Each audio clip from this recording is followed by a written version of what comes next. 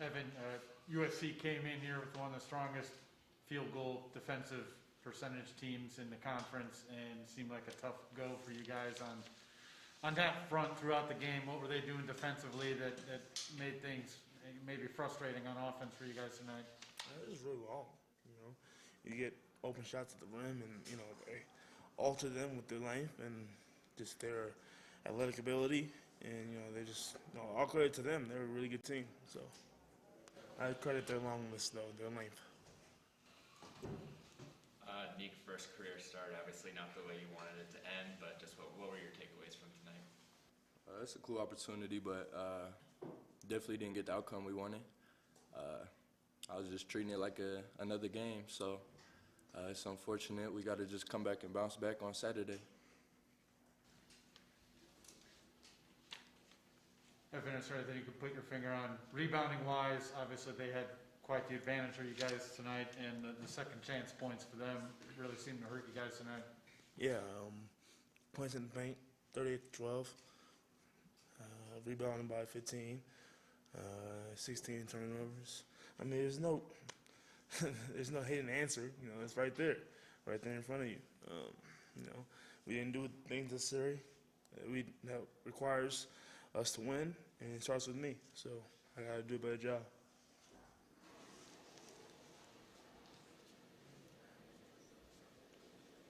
Yeah, what happened at the end of the game there? You guys had in the lead, just a couple turnovers. I know you guys have had a lot of experience this season, particularly late games there. Yeah, when you turn the ball over your last 4 possessions or last 3 possessions, you're really shooting yourself in the foot. And I don't know how we can fix turnovers. We've tried everything really, but we're gonna keep on trying. It's the only way we can. It's the only thing we can do is try to get better every day and try to get better at ball handling and passing and doing all the things necessary that it takes to get better in that department. So. Nick, what was the mindset and the message from Coach going into the game? Obviously, stepping in for Eli, was it just shut down whoever you need to defensively? And I mean, you're crashing the boards hard tonight too. Yeah, he just wanted me to play the same, play my game, and then play good defense, rebound, just do all the same things. But we definitely have to step up defensively with not having Eli on the court. So he definitely wanted me to do that, but we didn't get the job done tonight. So that's what it comes down to. Evan, probably the best offensive run you had in the second half started with his dunk, if I remember correctly. Tell me how that fired things up or got things going. That was a hell of a play. And, I don't know what transpired before that, but, it was a hell of a finish. And, the crowd got into it. And, you're supposed to ride that moment out to a victory. We couldn't do it, so that's disappointing. And that's very telling as well. Evan, are these learning lessons for a young team, especially when you guys struggle down the stretch offensively and go 6+ minutes without making a shot? Is that something you guys can learn from? Absolutely, and absolutely. And the good news is a lot of these guys are young, so they're going to be set up with that knowledge and that that game experience for years to come. So I mean, I'm not worried about the future of Colorado basketball. I'm not worried about that. I'm just worried about winning games right now. And I think all these games, all this experience we're going through right now is going to later help them out. And I'm long gone, so. What can you guys do differently about from the last time you guys played UCLA coming up this weekend? What do you have? What's kind of the mindset in trying to change what happened? Same things. Take care of the ball, guard. It's the same, same things that have been shooting us in the football season. We have not fixed, and we have not fixed it, and we're going to try. But Coach is doing all he can. God bless that man, for real. Anything else for the players? Yeah, Evan, I mean, I can tell that you're obviously getting pretty emotional right now. You said that, you're not worried about the future of Colorado basketball, but, what are you feeling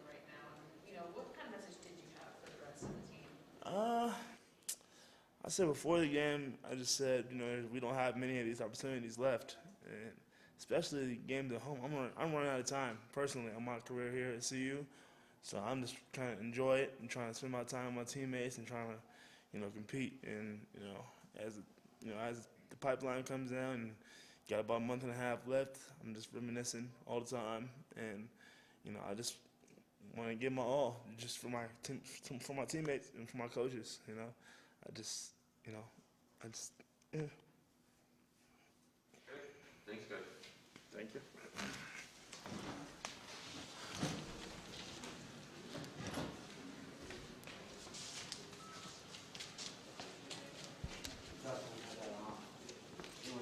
It was 47. Okay. High mark. Yeah, no worries, buddy. I just every time on stat reference, it defaults to searching by points. So if you don't search it by whatever you're searching, it doesn't query the right way, so it doesn't list when you do sort. You have to tell it to sort the right way before you actually. Especially when you're rushing too. Right, yeah, I'm trying to get it. I just knew, I'm this is something that's kind of bad.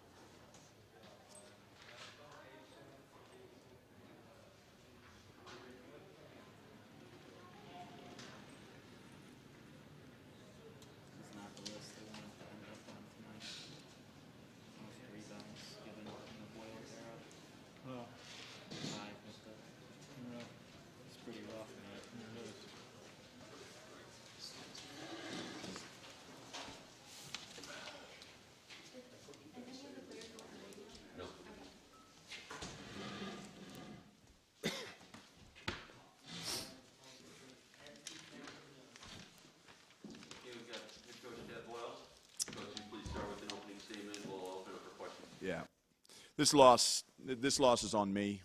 I'll take the blame down the stretch there. We did not execute. Number one, we didn't execute offensively pretty much all night long. Made a few shots there in the second half to get the crowd into it, but I thought our offense had made more strides than that. But we were playing against a good USC defensive team tonight, and we played really impatiently, and you turn the ball over 16 times. You don't get a shot there at the end when you need to get a good shot. That's on the coach. So I'll take the blame for that. I will not take the blame for getting out rebounded by 15. That's on the players. I'm not going to take the blame for Chavez Goodwin being the only Trojan in a lane late and reaching down, picking up a ball, and with three buffs around him, and nobody dives in a loose ball. I'm not going to take the blame for that. But they made plays. We didn't. And for that, I got to look inwardly first, rather than blame. But there's some really, really telling stats tonight. 16 turnovers on offense is one of them. Getting out rebounded by 15 is the other one, and then getting outscored 38-12 in the paint when our defensive game plan was to keep the ball out of the paint as best we could. And look, USC's long and they're big and they're athletic and they've got good players. I don't know how we are in the game, quite frankly. And that's a testament to our guys' competitiveness and grit, but it wasn't enough to overcome the ineptitude offensively and just the 18 offensive rebounds when we want that number to be 6 or less.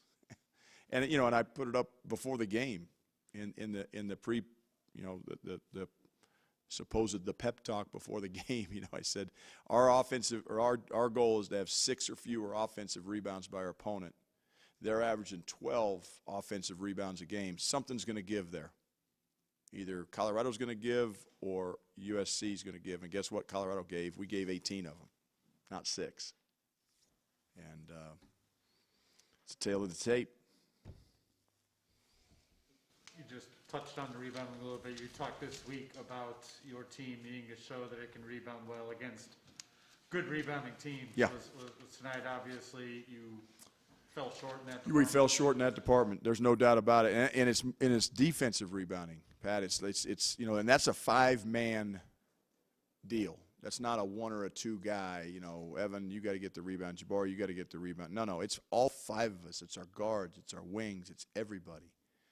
Chavez Goodwin's a heck of a player, man. He plays hard. And, we talked about it at timeouts. Whoever's boxing him out, just make sure he doesn't get the rebound, okay? And I thought our guys did a decent job of that. And I turned around and looked, he's got 7 offensive rebounds. I mean, he's just a beast down there. And we didn't get much help from our guards and our wings. And it's a team thing. It's not an individual thing. You got to start tonight. What's kind of the next step in the next 2 months? Well, Neek, I thought at Arizona State made great strides defensively. He really did. He tonight he's getting better. He's been rebounding the ball well for us, and he got some big time rebounds tonight defensively. He had 7 defensive rebounds, but I think with Eli out, we're down a perimeter defender, so that's where we've talked to Neek all the time about looking at Eli's career and development. And, I think offensively he's continued to be a work in progress. I think being strong with the ball, he got stripped a few times a night. He's loose with it. Again, 16 turnovers against a top 25 team. I don't know how we're in the game, guys. I really don't. It's a testament to our players that we were. But he's got to get better at taking care of the ball. But he's defensively and rebounding, he's really coming along, and he's going to be a work in progress on offense. What update can you give on Eli? Expecting him out for a while, or? We'll see. I don't know. Yeah, I don't have any feel for that. I don't know if he'll be out a day or a week or 2 weeks or a month. I have no idea. Ted, in the last 90 seconds of the second half, you guys had a good amount of possessions, just down a point, down a basket, that all came up empty. Yeah. Jabari had a missed layup. Keyshawn had a missed shot, and then there was the Jabari turnover for your last consequential possession. Just how frustrating was it to have those opportunities and all of them come up empty? Yeah, it's frustrating because you want, look, we have to, this team offensively, and it goes back to our Costa Rica trip in August, finishing at the rim, finishing plays on offense is something that we have struggled with, and we obviously struggle with it tonight, finishing. And it's not just one guy, it's multiple guys. And my job as a coach is to make sure we're getting a great shot for our team. That's all I can do.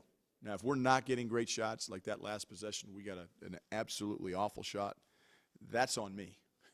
I got to do a better job, okay? Whether it's having the right players in the game or, being a little bit more strict with shot selection, whatever the case may be, I have to take care of that. Bad shot selection is on the coach, okay? Because the players are going to take the shots that they think they can make. And, some guys can finish, some guys can't. I think some guys are capable of finishing, but they're not. And that's where it gets to be difficult because you don't want to take their aggressiveness away. But at some point you got to be realistic and saying, okay, guess what? That may not be the shot that you can finish. You think you can finish it, but that's where you got to look at the numbers and be real. And that's what I've got to have some real conversations with some of our guys. Evan touched on it a little bit, but do you see those last 90 seconds as a learning experience for some of the younger guys? Should be, because, again, this team, you look at what we've done this year in close games. We've proven that we can execute down the stretch. Now, tonight, a little bit more on the line. Top 25 team, separation game in the league. It's first and only crack we have at USC. We didn't get it done tonight, but we've shown, I think we're 8-1 or something with one or two possession games under 4 minutes. Guess what? Under 4 minutes tonight, it was 50-50, and we came up short. And so, yeah, it's a learning experience. There's no doubt, but we've proven that we can do it. We just didn't do it tonight. Jabari's obviously a very talented player and can really shoot the ball. Where is he at in terms of finishing or putting the ball on the floor and that kind of stuff? Yeah, I think Jabari's on the right track. Jabari is on, he's developing. Jabari's 19 years old. He's still learning. Last year he was a, pick and pop four-man. He made open jump shots when, our guys got him open jump shots, and he did a great job of that. This year, his role is completely different. The ball's in his hands. We're expecting him to make plays for himself and for others. And he's capable, but he's on the learning curve just like Nick is and just like Tristan is. And tonight he did some good things, but there were some plays he didn't finish. Go from pick and pop, which takes talent, to scoring with the game on the line. That's a significant step. Absolutely. And so, again, I'm never going to use excuses. Youth is not an excuse. It's a development process that our freshmen and sophomores are going through. KJ's going through it as a freshman. Lawson, our freshmen, are going through it, but our sophomores are going through it too. Tristan and Jabari and Keyshawn. And the quicker they can make that jump, from role player to starter, counting on you to make plays, they may come up short sometimes. And tonight was one of those nights they came up short. But it's not because he's not talented enough and he's not trying to do the right things. It's just I want every player on our team, Mark, to really look at their assist-to-turnover ratio and take pride in it. And there's some guys on our team that have to get better in that area. Jabari's one of them. He's not the only one, but it's the getting a great shot for our team. That's all I want as a coach. And some nights it's going to be Jabari getting them, and some nights it's going to be Evan getting them, and some nights it's going to be Keyshawn getting them, and KJ's. We've got some talented guys on this team, but I have to do a better job. I keep coming back to me. I'm not going to blame our players because our players are, they battled but we did get out rebounded by 15. So we all have to look in the mirror. And what's the challenge in getting your guys to kind of ride an offensive wave of momentum for more than a couple minutes? You guys had the dunk by Nick in transition and a couple back-to-back threes in the second half, but it just seemed like the offense kind of stalled out after that. Yeah, I think it's the understanding that it's not always going to come easy. We always want to run, and we want to run so we can get those dunks in transition. We can get the open threes in transition. But we have to understand in the half court, it's not going to come easy. You're going to have to work. And sometimes guys don't want to work. They don't want to cut. Cutting is the most unselfish thing you can do, as an offensive player. And it takes effort, and it takes energy. And so guys that want to conserve energy don't cut. And when they don't cut, we got nowhere to drive. We're not moving the defense. And we're not going to get those easy shots against a good defense. Now, you might be able to get away with that against a bad defense, but you're not against a good defense. And USC is a good defensive team. They're holding their teams to 37%, field goal percentage. And tonight, it's, again, a tale of two halves, but we shot, 31% for the game? That ain't good enough. Again, not sure how we were in it. Evan was in here before you talking about kind of running out of time and just kind of, you could see the emotion on his face with just the realization of his career coming to a close in the next couple of weeks. Do you see that in just how he communicates with the team on a daily basis or in the locker room? No, I think, look, Evan's given his heart and soul to this program and this community and what he's been through. I mean, everybody knows his story. So, yeah, what I want is I want our players, those freshmen and sophomores, to understand what, he's given them. And I think they do. I mean, Evan is the most beloved and cherished teammate, I think, that I've been around in 27 years of coaching. I mean, his teammates love him. But I want him to play for him, and Eli as well, because we only have two seniors that are in the rotation. Obviously, we got Bennon and Will, as walk-ons, but it's like it's their last go-round. So we got to, sometimes you can play better and play with more emotion when you're playing for somebody other than yourself, and that's what we have to try to figure out. And try to figure out to do. But the last guy I worry about is Evan Batty because I know what he's made of. I know how he'll bounce back, and I love that kid. Win, lose, or draw. Coach once said, and I thought it made a lot of sense, you got to find guys you can lose with before you can find guys you can win with. And I'm telling you, I can lose with Evan Batty because I know what he's about. I know the fiber that he's made of and the toughness. And we may come up short at times. We came up short tonight, but we're going to come back. And that's the challenge I have, is to get this team ready for Saturday night, against UCLA at whatever time we play, and short turnaround. So got to get better. Thank you. Thanks, Ed. Yep.